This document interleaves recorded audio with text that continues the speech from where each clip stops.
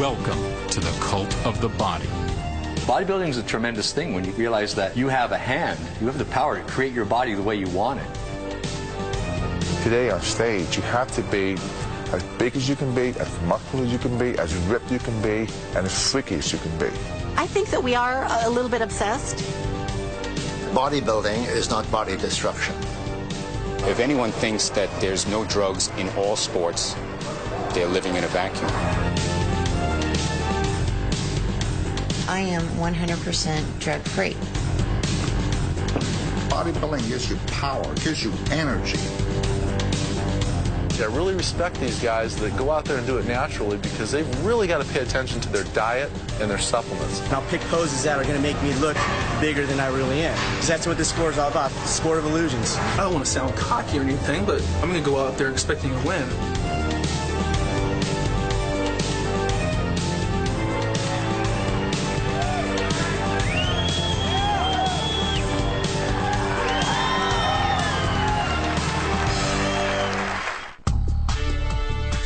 Each year, thousands of people from all over the world gather for the ultimate bodybuilding competition, Mr. and Ms. Olympia. The Olympia Expo hawks fitness products, and celebrity bodybuilders are on hand to inspire hungry fans. Whether you're a fitness buff or a 98-pound weakling, the Olympia delivers muscle, mass, and mania. This is our Super Bowl, bodybuilding and fitness right here.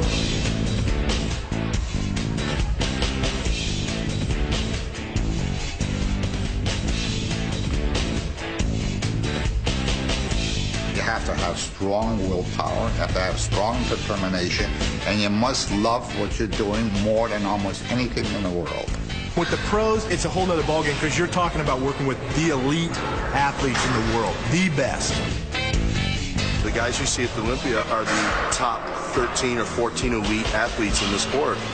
And when you qualify for the Olympia, you enter the elite group. You have to feel great, and you have to let everybody see that you know you feel great and that you are great. Backstage at the Olympia, athletes pump blood into their muscles, tan and oil their bodies, all in preparation to show off the quality and size of their physiques.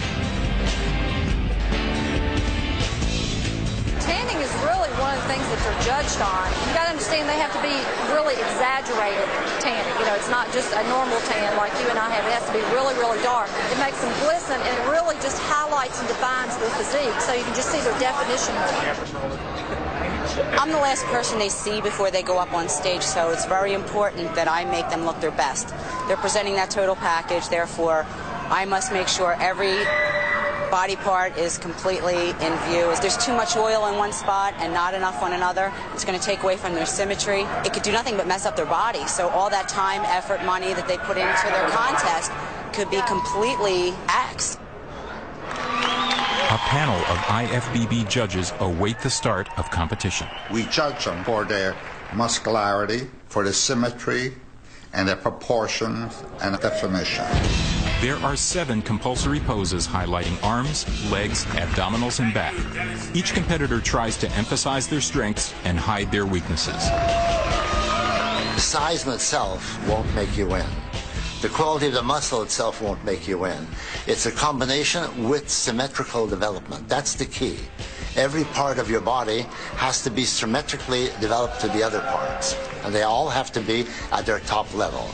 If somebody comes in with a huge, massive chest and massive biceps and shoulders, but they've got weak legs, they're gone. Symmetrical posing means you show the left and your right side of your body exactly the same way. Then we do a comparison where we put 2 or 3 fellows together. That's really where you can really get down to the nitty-gritty. Because everybody looks good by themselves. At this level, these guys are all champions. So when you see them by themselves, you're going to say, wow, this guy's great, this guy. You put them together next to each other, and that's where you decide who's first, who's second, who's third. What goes on in the pose down, it's a culmination of all 3 rounds, and it's the athletes trying to outdo one another. So if one guy does a pose, the other guy's saying, look, I can do it better, and he's trying to prove to the judges, I'm better than this guy. The pose down is where the bodybuilder's charisma and confidence shines through. It is a free-for-all, and the audience loves it.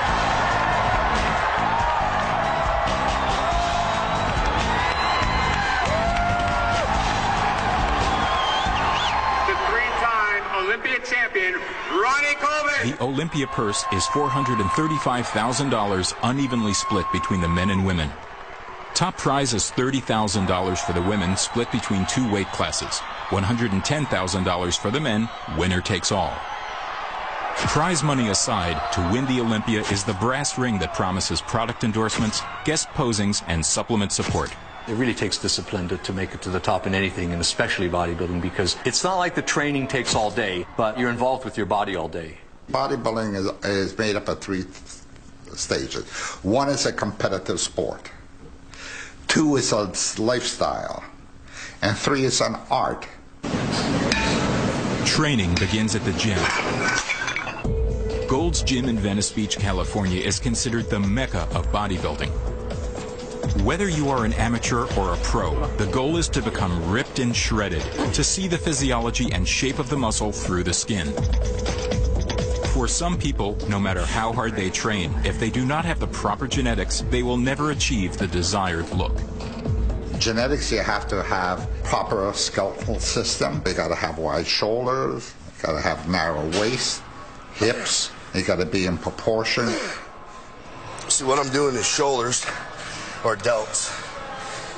And the reason I wrap the dumbbells with these is because I can't really grip the weight during the course of the exercise because the weight gets pretty heavy on my hands. Bodybuilder Craig Titus has been training for 11 years, 8 of which has been geared towards becoming a professional athlete.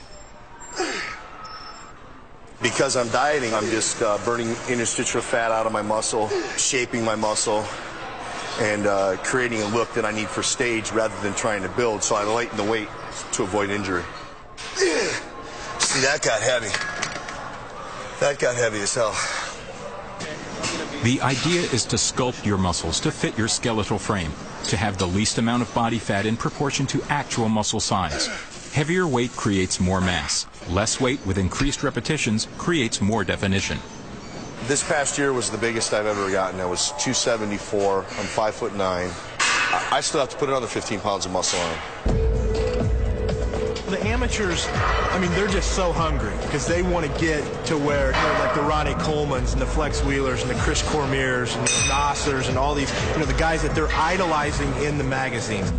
Amateur bodybuilder Travis Wojek trains alongside the pros. At age 20, he is just entering the sport on a competitive level as a natural bodybuilder. It's a tough thing coming into the bodybuilding world because everybody tells you what you should be doing. And coming in, especially as an amateur and as a beginner, you have to realize that everybody's an expert. Everybody's an expert on their own body, and you have to find what works good for you. This exercise here is one of the greatest isolation bicep workouts with the elbow against the leg. Keeps it in a position where it's always tensed. So the veins coming out real nicely here. It means they like this exercise. Across town, Stan McQuay starts his day at the gym. Trying to wake up. Like Travis, Stan is a natural bodybuilder. Dying today. After attaining 3 black belts in the martial arts, Stan has been building muscle for 10 years. This year, he turns pro. Bodybuilding is definitely growing in the aspect of different types of people. Come on, wake up. Especially now that the natural shows are coming up, you don't have to be a freak anymore, and they can see that, hey, we can just take natural supplements and compete. I'm not trying to get big and huge, I try to stay nice and symmetrical, still pleasing to the average person, so that when they come to a competition, they can actually say, I'd like to look like that, and it is easily obtainable. Not easily, but it is obtainable. I see definitely a push for natural bodybuilding. I see guys that are training in the gym, they want to look cut, they want to look muscular, but they don't want to look huge. First of all, it's the hardest sport in the world to turn pro at. When you're professional, you can make money at it. And when you're amateur, you don't. Basically, the difference is when you become a professional bodybuilder, you get paid for absolutely everything you do. Photo shoots, magazine covers, endorsements, guest posing, seminars, guest speaking, and even your prize money. And in an amateur, you don't get paid prize money. In several weeks, Travis Wojek and Stan McQuay will be competing in the bodybuilding competition, Muscle Mania. Open to amateurs as well as professionals. Its distinction is that it is a natural bodybuilding contest. I qualified to become a pro back in May in New York, and I'm entering this competition as a pro. So it's going to be a little bit different, a little more pressure. Now there's money involved, so it's a lot more at stake here. Being involved in a sport, you always want to rise to the highest ranks as possible in that sport. That's why you're in it, to rise to the top, to be the best. If I can become a pro being natural without taking the drugs and being healthy and inspiring people to be healthy, just wait and see. If that is possible, I will do it. What is perfection? The classic sculpted Michelangelo's David, or the Farnese Hercules, the massive, more developed look? As the aesthetics of the body have changed, so have the physiques. Now, bodybuilding has always been dominated by the heavily massive developed physique. Today on stage, you have to be as big as you can be, as muscular as you can be, as ripped you can be, and as freaky as you can be. You have to be like that, otherwise you're not going to win the competition. I'm the leanest guy to ever win the Mr. Olympia contest, especially 3 times. When I won it, at 5'9", I weighed 190, between 185 and 190. Today in bodybuilding competition, if you're not 250, you're considered thin. When you go to competition like the Mr. Olympia competition, you want to see guys looking freaky. You want to see the bigger guy come out, a 22-inch arm. Holy mackerel, look at it, boom, flexing, rocking the whole stage. People getting fired up. They want to see that. That's what it takes in bodybuilding. People want to see those guys looking so freaky. The audience loves it. And now for the last 16 years, it's been the massive trend. Nobody is concentrating on developing symmetry of proportion, shape, and definition anymore. If you take a bunch of guys, like 20 guys that weigh 190 pounds, 200 pounds of beautiful symmetry, you're going to get this. Because people want to see the big guy. They want to get excited to see the huge muscles like a cartoon.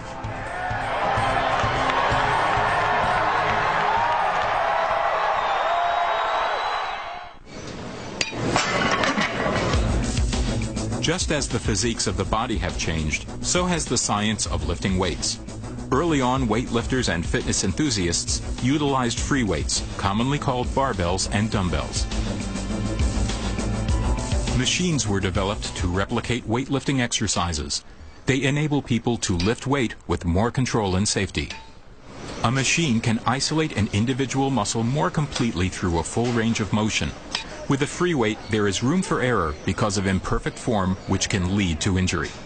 I got a lot of machines because I went through shoulder surgery, which is right after my last Mr. Olympia contest. I couldn't do certain exercises. And so with the machines, I can do them. See, actually, even this lightweight is feeling pretty good. Over time, as technology became more sophisticated, the design of the machines became more muscle-specific.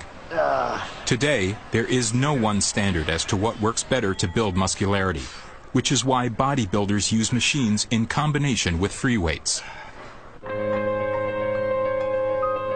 Bodybuilding has an interesting history. Start of bodybuilding began in the 1890s with Eugene Sandow, who, by the way, is the model for the Mr. Olympia trophy.